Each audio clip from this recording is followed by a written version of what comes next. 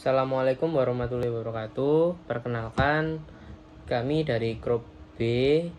Nama saya Fabian Hendra Sirino, NPM terakhir 291. Yang kedua ada Kak Ika Arilia Sagita dengan NPM terakhir 136. Yang ketiga ada Gita Amelia Safitri dengan NPM terakhir 277. Yang keempat ada Nanda Tri Aprilia dengan NPM terakhir 281. Dan yang terakhir kelima ada Fatarani Ridana Rosemary dengan NPM terakhir 283 akan membahas mengenai jurnal khusus. Jadi kami akan membahas yang pertama yaitu pengertian jurnal khusus, lalu perbedaan, yang ketiga manfaat dan pengelompokan, yang keempat jurnal khusus dalam pencatatan akuntansi, yang kelima jurnal penjualan, yang keenam jurnal pembelian, yang ketujuh jurnal umum, dan yang terakhir jurnal pengeluaran. Oke, selanjutnya pengertian mengenai jurnal khusus. Nah, jurnal khusus adalah jurnal yang dikelompokkan sesuai dengan jenis transaksinya.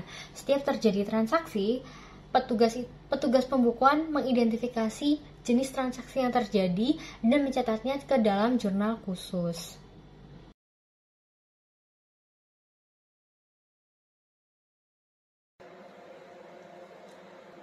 Yang pertama, manfaat jurnal khusus. Pertama, pembagian tugas yang lebih efisien. Jurnal khusus memungkinkan pembagian tugas yang lebih efisien dikarenakan ada beberapa jurnal yang sesuai dengan jenis transaksinya, mendorong spesialisasi dan meningkatkan hasil kerja. Yang kedua, mempermudah proses posting ke buku besar. Proses posting ke buku besar menjadi lebih mudah dan teratur dikarenakan dilakukan secara berkala. Yang ketiga, peningkatan pengendalian internal. Pengendalian internal menjadi lebih baik dengan adanya satu petugas yang bertanggung jawab atas satu atau dua jurnal khusus. Yang keempat, penghematan biaya. Mengurangi penggunaan kertas dan tenaga kerja karena posting dapat dilakukan sekaligus untuk banyak transaksi yang serupa.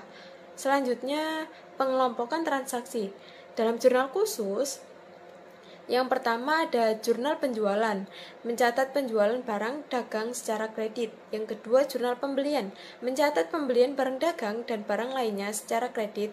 Yang ketiga ada jurnal pengeluaran kas, mencatat pembelian barang dagang dan barang lainnya secara tunai, pembayaran utang dagang, gaji, dan pembayaran lainnya. Yang terakhir ada jurnal penerimaan kas, mencatat penerimaan uang tunai dari piutang tunai, dan setoran modal dari pemilik. Selanjutnya ada jurnal khusus dalam pencatatan akuntansi, yang mana terdapat soal berikut ini, yakni soal 2 yang nantinya akan kami bahas, mulai dari jurnal umumnya, jurnal penjualan, jurnal pembelian, jurnal penerimaan kas, dan jurnal pengeluaran kasnya.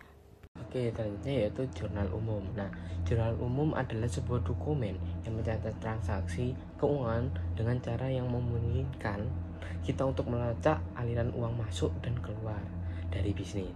Nah, setiap entry di dalam jurnal umum terdiri dari beberapa komponen penting seperti tanggal, akun, keterangan, ref, dan jumlah yang terdiri atas debit dan kredit. Ini kan ada soal nih. Tanggal 5 diterima pengembalian barang dagangan dari PD Cathless sebesar 500.000 karena barang tidak sesuai dengan pesanan. Nah, akunnya atau keterangannya. Nah, tanggal 5 Februari dan ini kan diterima pengembalian berarti retro penjualan ya. Nah, kan pengembalian. Jadi retro penjualan di debit sebesar 500.000. Nah, lalu kenapa retro penjualan? Karena berarti ada barang yang catat kan dikembalikan ya. Lalu yang dikredit yaitu piutang dagang. Nah, sebesar 500.000. Yang kedua yaitu tanggal 9 Februari dibayar beban listrik dan telepon bulan ini sebesar 750. Nah, langsung berarti kan ini beban listrik dan telepon bulan ini. Nah, sebesar 750 di debit. Lalu kreditnya apa? Kas sebesar 750.000 karena kan dia membayar. Nah, Selanjutnya, jurnal penjualan. Jurnal penjualan ini merupakan jurnal khusus yang digunakan untuk mencatat transaksi penjualan barang secara kredit. Nah, transaksi penjualan tunai tidak dicatat dalam jurnal ini, melainkan di jurnal penerimaan kas. Oke, dari soal yang sebelumnya, dari soal 2, yang dicatat dalam jurnal pengeluaran, di jurnal penjualan, yang pertama yaitu transaksi pada tanggal 4 dengan nomor faktur 222, akun yang dikredit yaitu PD Catlea dengan ref tidak ada, syarat pembayarannya 2/10 dan N/30.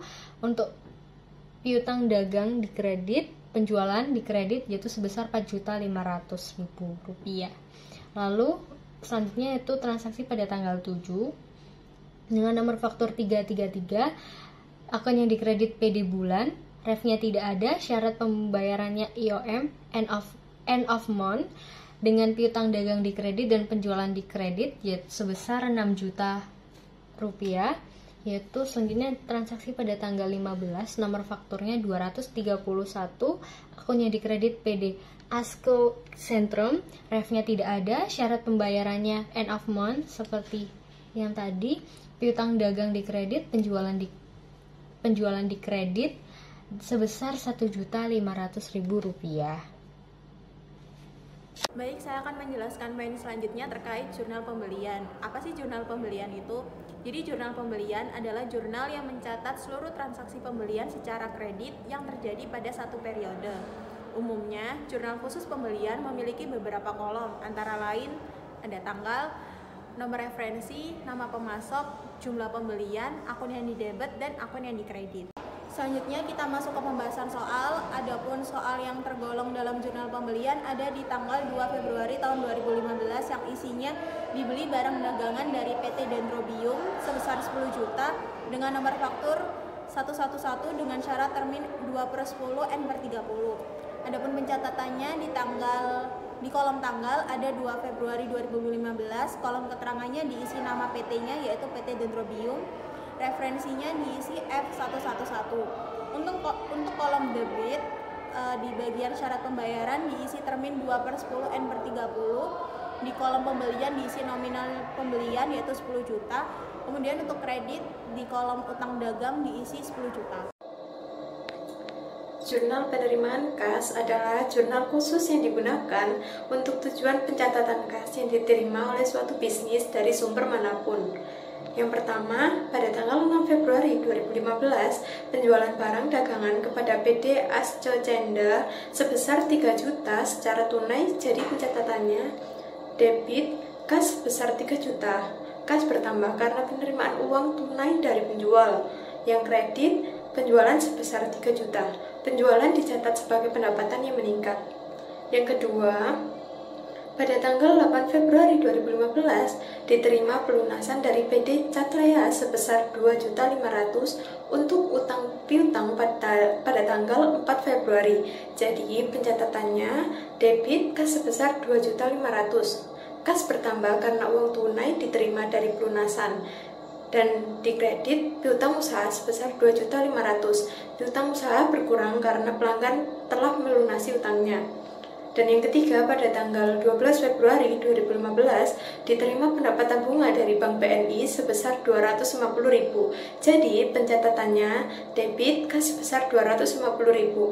Kas bertambah karena menerima pendapatan bunga dan dikredit pendapatan bunga sebesar 250.000. Pendapatan bunga dicatat sebagai pendapatan yang bertambah. Dan yang terakhir, pada tanggal 14 Februari 2015, dijual peralatan kantor bekas kepada PT Kamboja sebesar 900.000. Jadi, pencatatannya debit kas sebesar 900.000, kas bertambah karena uang tunai diterima dari penjualan peralatan. Kredit peralatan sebesar 900.000. Aset peralatan berkurang karena telah dijual. Selanjutnya yang kelima ada jurnal pengeluaran kas. Jadi jurnal pengeluaran kas atau Cash Disbursement Journal adalah jurnal khusus untuk mencatat transaksi pembayaran yang dilakukan oleh perusahaan untuk berbagai tujuan. Transaksi yang sering terjadi adalah pembayaran utang dan pembelian tunai barang dagang.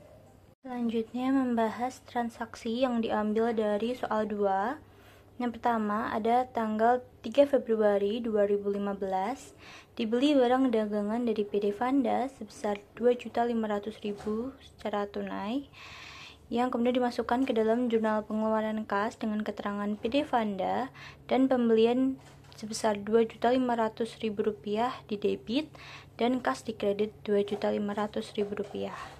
Nah, yang kedua, tanggal 10 Februari 2015 dibayar semua hutang kepada PT Dendrobium. Dimasukkan ke dalam jurnal dengan keterangan PT Dendrobium utang sebesar Rp10 juta di debit dan kas di kredit Rp10 juta. Nah, itulah pembahasan dari kelompok kami tentang jurnal khusus. Sekian dari kelompok kami. Bila ada salah kata mohon dimaafkan. Wassalamualaikum warahmatullahi wabarakatuh.